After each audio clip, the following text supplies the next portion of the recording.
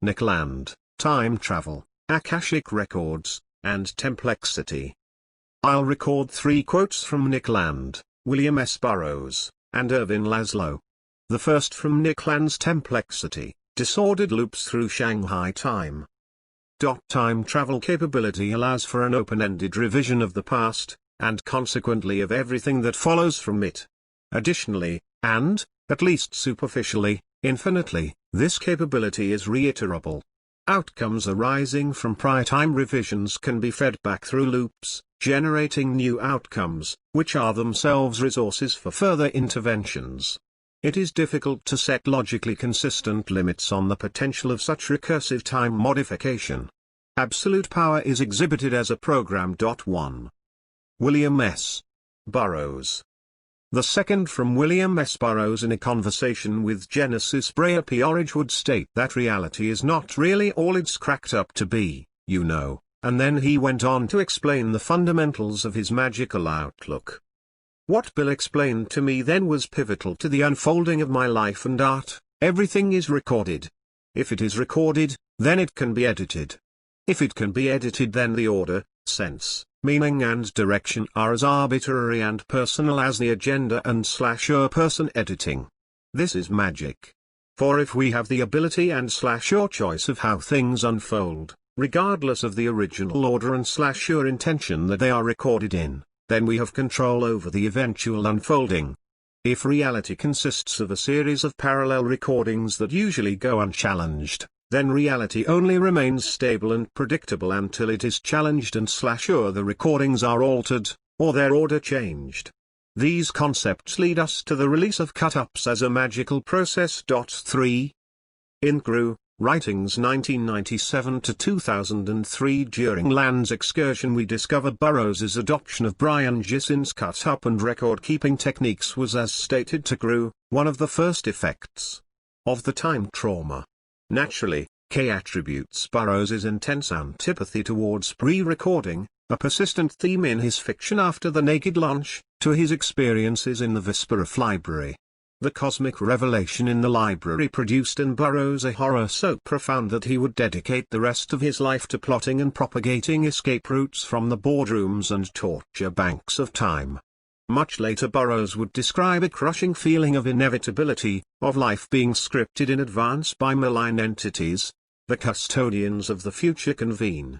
Keepers of the board books, Mektub, it is written. And they don't want it changed. GC 8. 4. Locked in a script written by our future elite, lords of time meddling in the affairs of their lost ancestral pool, splicing, dicing, programming for outcomes only they can know for sure.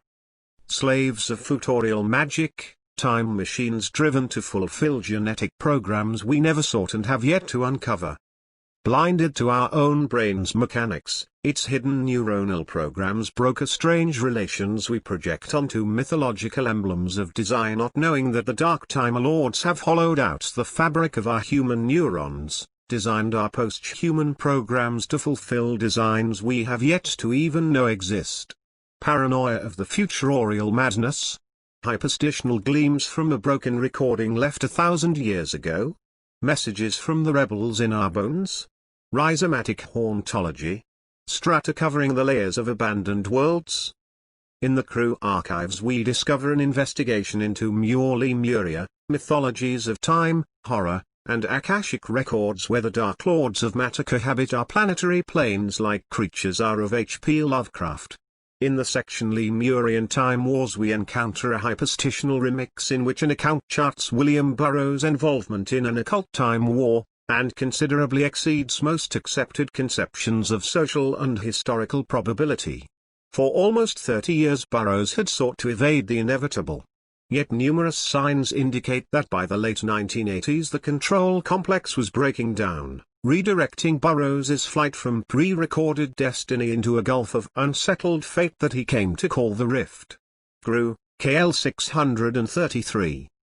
It is here that we learn of the secret order devoted to stave off the coming templexity or dissolution of time. He explained that the organization had been born in reaction to a nightmare of time coming apart and, to use his exact words, spiraling out of control.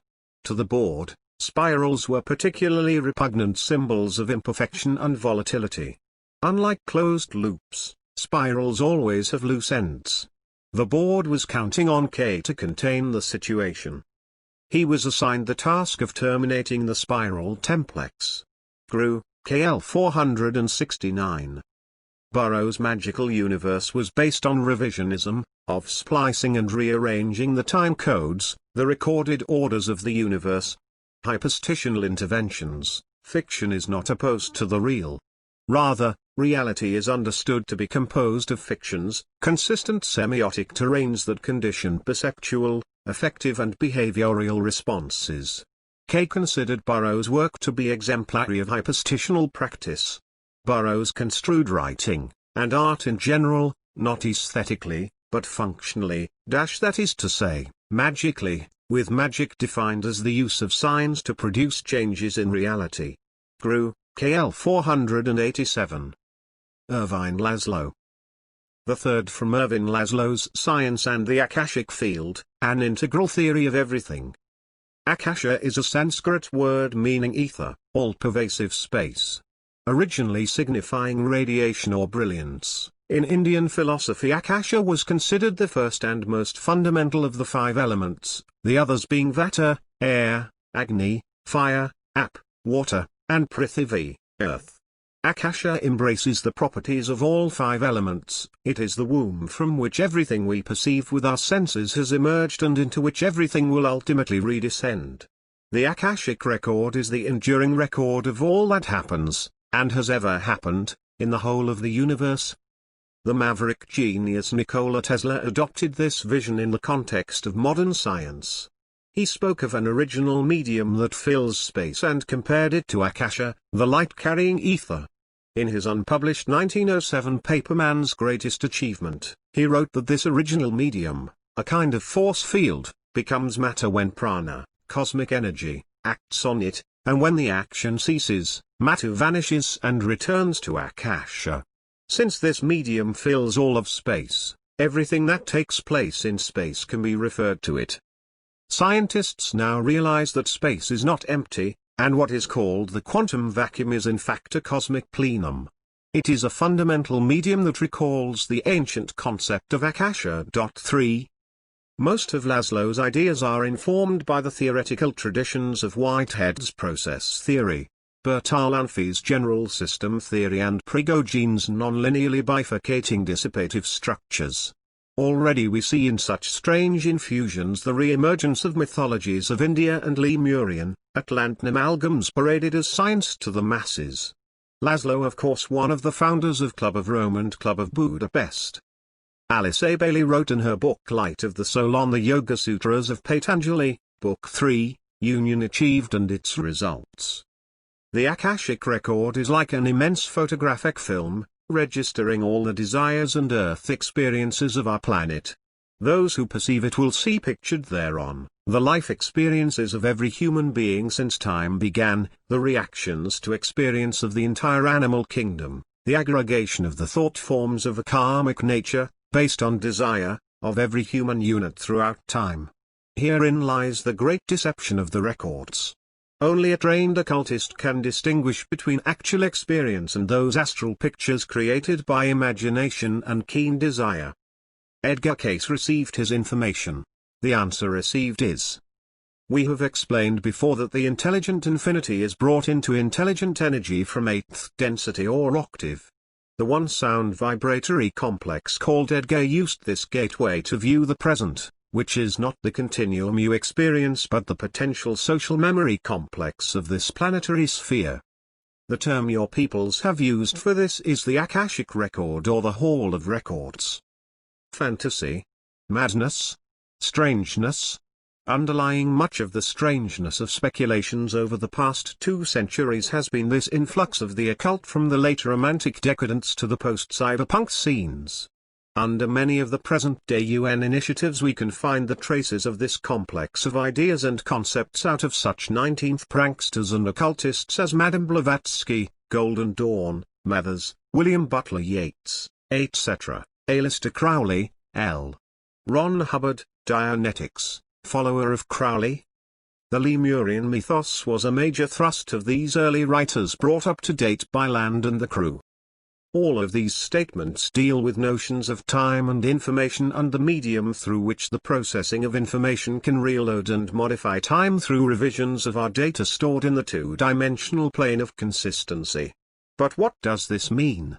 Obviously these are discursive and metaphoric elaborations of a conceptual world constructed out of myth, science, philosophy and literature, a way of understanding something that is itself a real process elaborated in mathematics and physics. Fantasy? Not in the least. What to make of it? Follow this up with hyperstition, templexity. Hollow worlds. When I began thinking through this, it was after my initial post, The Holographic Universe, Black Holes, Information, and the Mathematics, which brought us to the current reformatting of Plato in advanced physics. The holographic principle, the idea that a universe with gravity can be described by a quantum field theory in fewer dimensions, has been used for years as a mathematical tool in strange curved spaces. New results suggest that the holographic principle also holds in flat spaces. Our own universe could in fact be two-dimensional and only appear three-dimensional, just like a hologram. The notion that we are nothing more than a holographic projection from a two-dimensional plane of consistency or layer of reality, a cinematic effect of an information processing system that acts as both projector, recorder, data storage and observational agent in this process, is almost like stepping into another science fiction scenario rather than an actual mathematical theory that many current scientists actually affirm as a valid and testable theory of the universe. Yet, it is. What's more interesting to me is that this opens a Pandora's box on time, causality, and our place in the universe that is itself looking more like a science fictional plot with accelerating consequences for our post-human ventures. A post-human future that is going to be nothing at all like we might imagine it to be. It makes us ask the hard questions of what is time, causality, and the universe? Old questions that have once again become anxious problems that we are only beginning to envision in new ways that might take us into zones from which humanity as we've known it will vanish into its creations in ways we've yet to fully understand or appreciate. Time travel. Of course, the notion of time travel has been around for a long while now.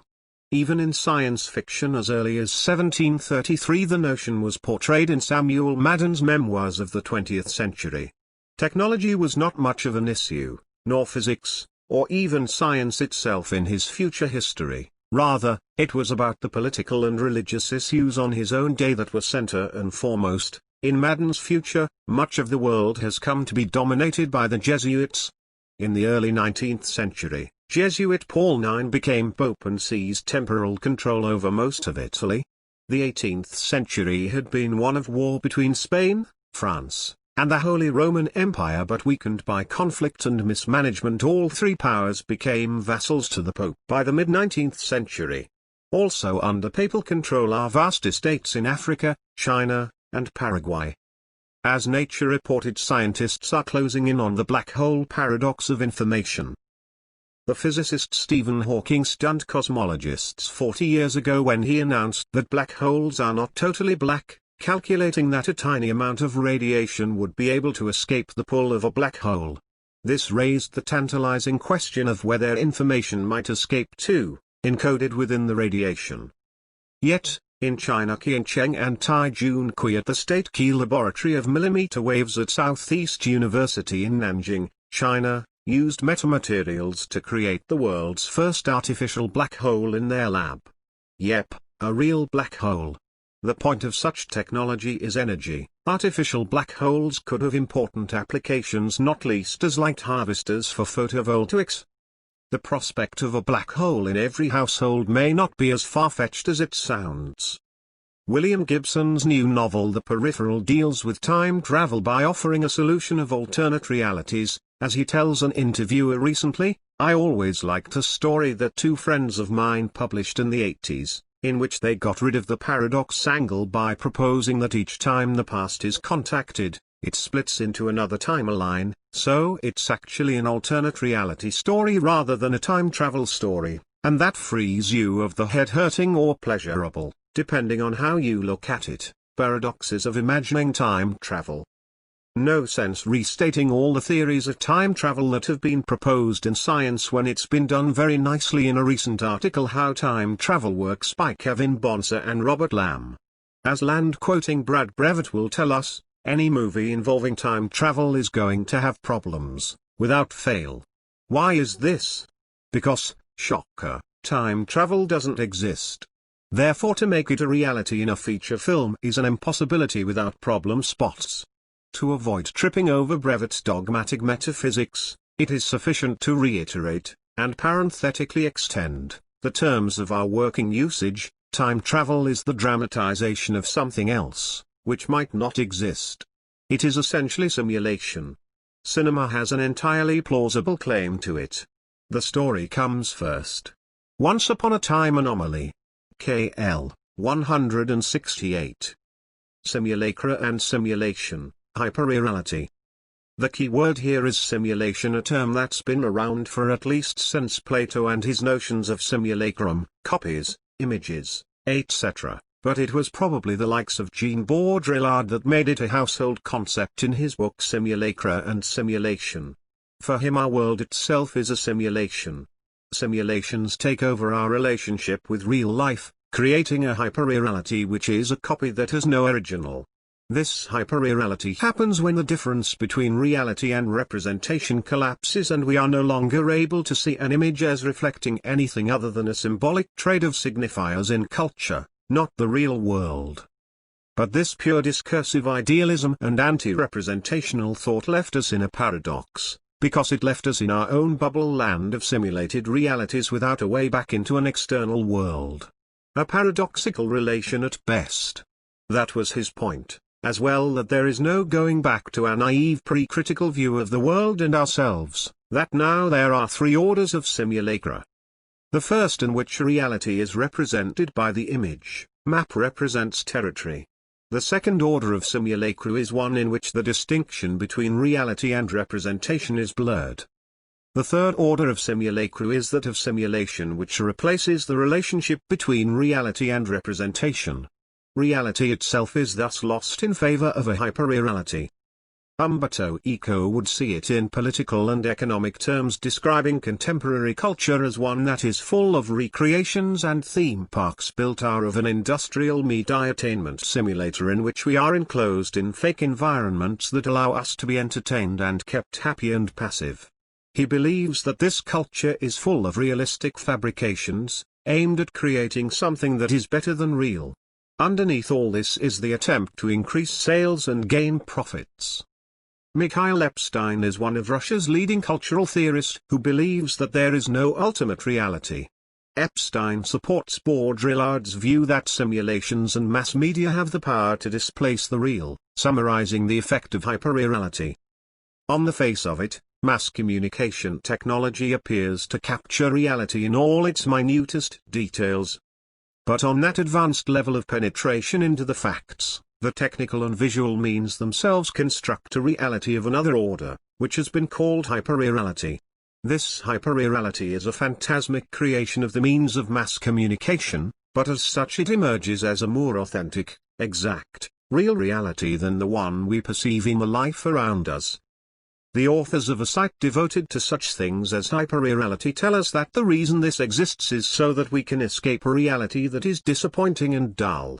Daniel Boorstin states that by having drama and heroic figures such as celebrities, we can create attention and excitement.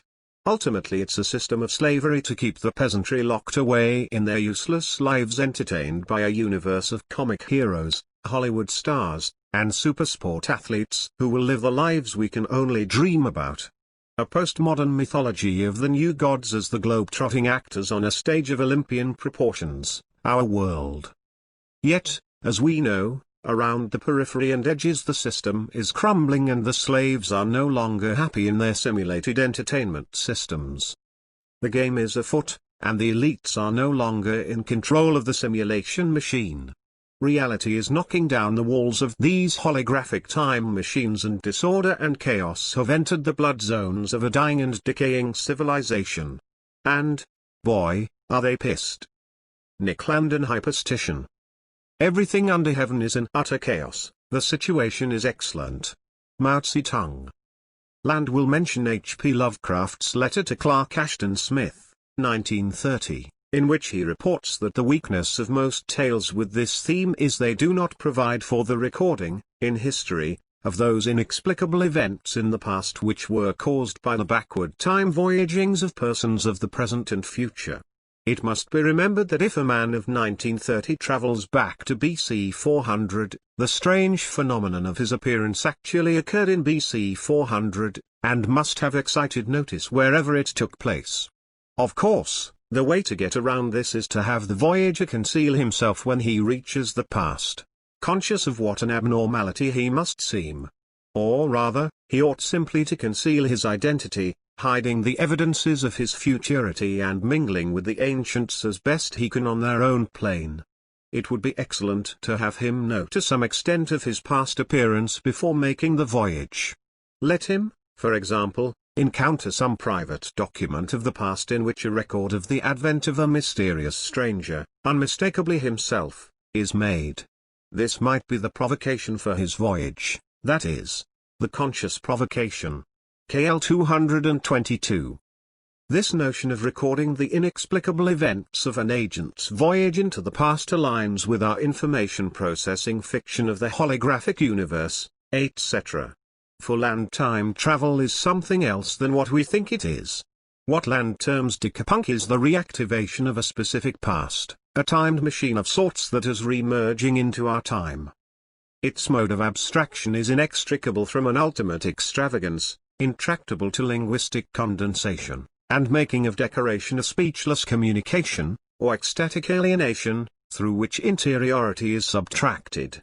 Emerging from the fusion of streamlined design trends with fractionated, cubist forms and the findings of comparative ethnography, it exults in cultural variety, arcane symbolism and opulence of reference. Concrete colonial epistemology and metropolitan technoscience are equally its inspirations, as it trawls for design motifs among the ancient ruins of Egypt and Mesoamerica, Chinese temples, recursive structures, sphinxes, spirals, ballistic machine forms, science fiction objects, hermetic glyphs and alien dreams.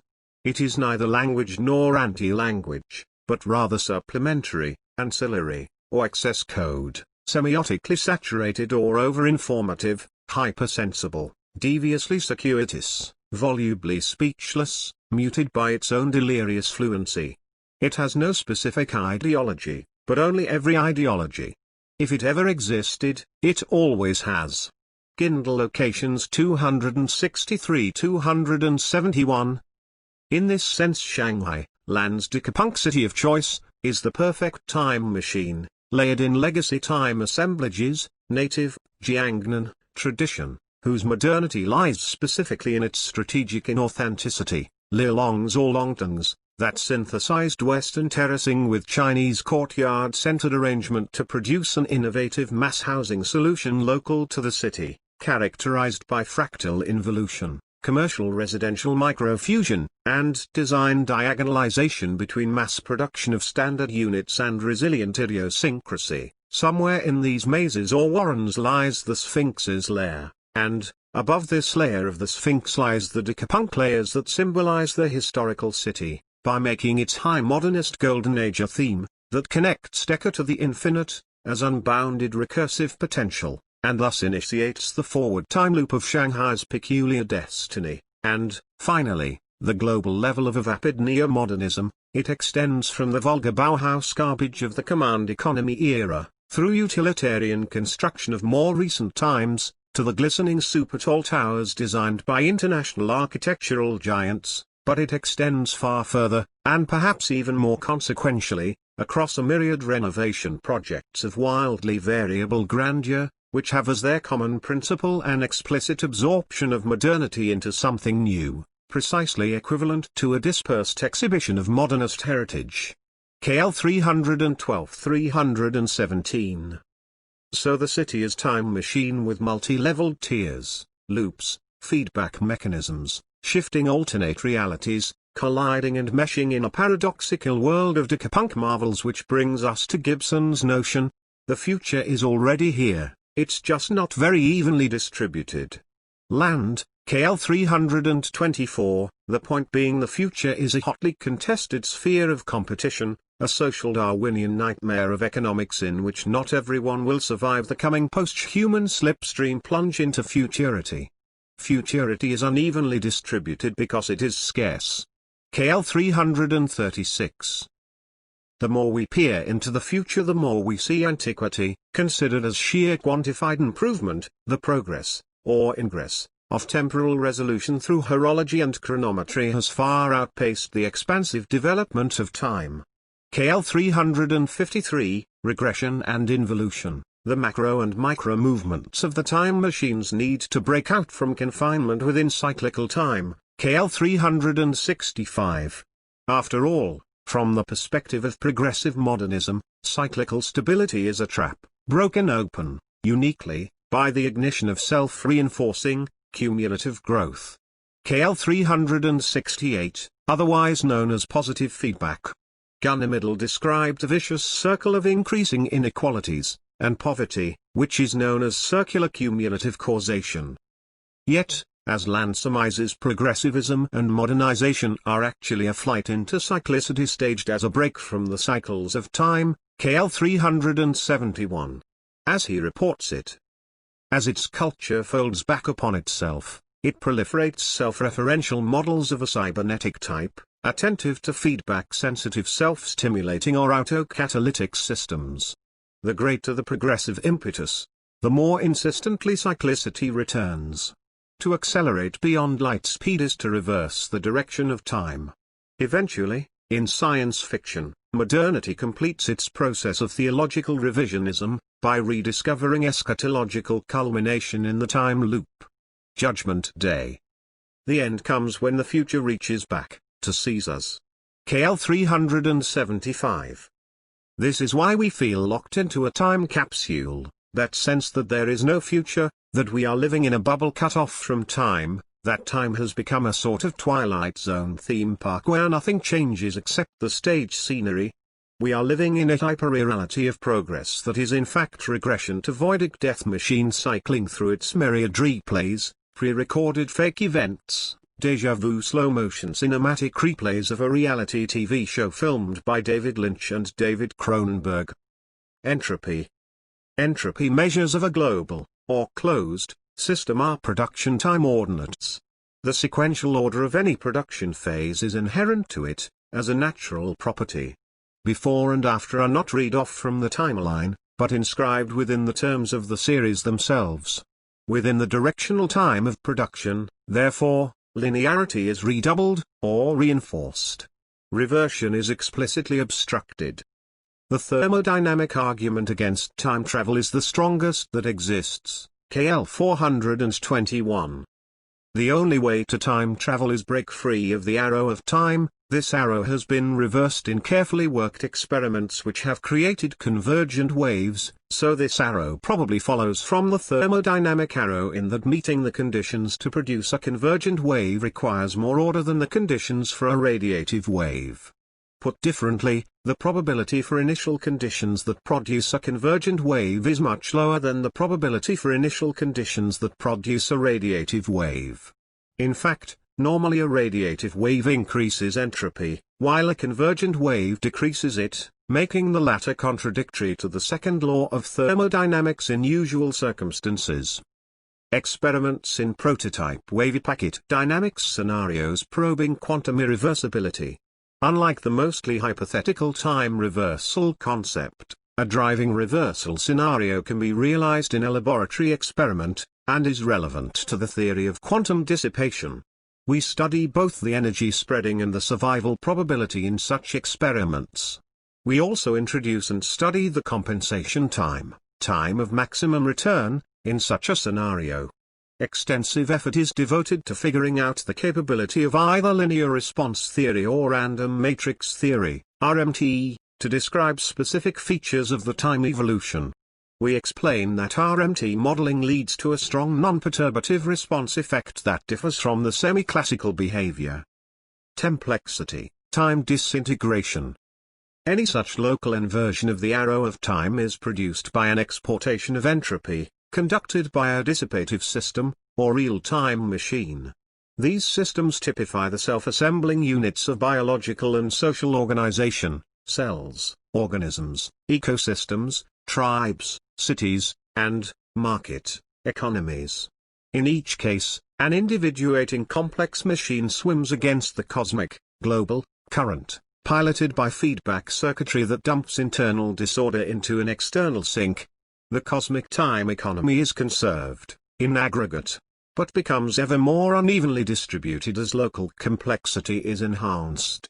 Self-cultivating, or auto-productive, complexity is time disintegration, templexity. KL 430. As Land will surmise, real templexity cannot be time travel. Instead we have auto-production, the Bootstrap paradox. The term Bootstrap paradox refers to the expression pulling yourself up by your bootstraps. The use of the term for the time travel paradox was popularized by Robert A. Heinlein's story by his bootstraps. It is a paradox in the sense that an independent origin of the events that caused each other cannot be determined, they simply exist by themselves, thus they may be said to have been predestined to occur. Predestination does not necessarily involve a metaphysical power, and could be the result of other infallible foreknowledge mechanisms. The predestination paradox allows time travel to be self-consistent, similar to the Novikov self-consistency principle. Wiki. For Land, the best illustration of this is the Terminator series, in which the Skynet threat is not merely futuristic, but fully templex. It produces itself within a time circuit, autonomized against extrinsic genesis. The abstract horror of the Terminator franchise is a matter of auto-production. KL 463, even capitalism serves as illustration. Capital, defined with maximum abstraction, in the work of Bourroughs, is circuitous production, in a double, interconnected sense. It takes an indirect, technologically conducted path, routed through enhanced means of production, and it turns back upon itself, regeneratively. As it mechanizes, capital approximates ever more closely to an auto-productive circuit in which it appears, on the screen, as something like the father of itself, MCM. There's no political economy without templexity. KL 469. Accelerationism. Moving through a short history of cybernetics, nor between systems theory, negative and positive feedback systems, Land will note that for any sufficiently panoramic realism, it is accelerating growth, rather than system stability, that defines normality. KL 522. He'll continue saying civilization is an accelerating process, not a steady state. KL 526. He'll reinforce the notion of the ubiquity of our amphispheric world as hyperreality that has eaten the world. It has retreated into invisibility, rendered inconspicuous by the absence of significant contrast. KL 528. Land will run history backwards like a cinematic drama into the beginnings of the first human settlements, then accelerate forward till we enter our age of global cities. What he discovers in this modeling, or cybernetic playout, is the city is unquestionably, or, to say what is in reality, exactly the same, but this time with greater caution, vividly, a time machine. It cannot be made without time reversal, and everything we know about historical geography tells us that it is coming to a screen near you. KL 564. The Western Lands. At the end of his trilogy on the Western Lands, William S. Burroughs comes to penultimate moment. He is sitting in front of his wishing machine pondering just what it is he really and truly wants. I want to reach the Western Lands, right in front of you, across the bubbling brook. It's a frozen sewer. It's known as the duad, remember? All the filth and horror, fear, hate, disease and death of human history flows between you and the Western Lands. Let it flow. My cat Fletch stretches behind me on the bed. A tree like black lace against a grey sky. A flash of joy. How long does it take a man to learn that he does not, cannot want what he wants? Hurry up, please. It's time. For Burroughs, the road to the Western lands is the most dangerous of all roads. To enter the Western lands means leaving the human covenant behind in the human outhouse. This was and is the post-human movement of an accelerating time machine that seeks to go past the limits of the safe and secure, to break down and through the self-imposed barriers of fear and terror, morality and normativity we've marshaled against the truth of our impending post-human transition. What lies on the other side? It won't be human, that's for sure. Like Land says of time travel, it's something else. To enter the post-human is this something else.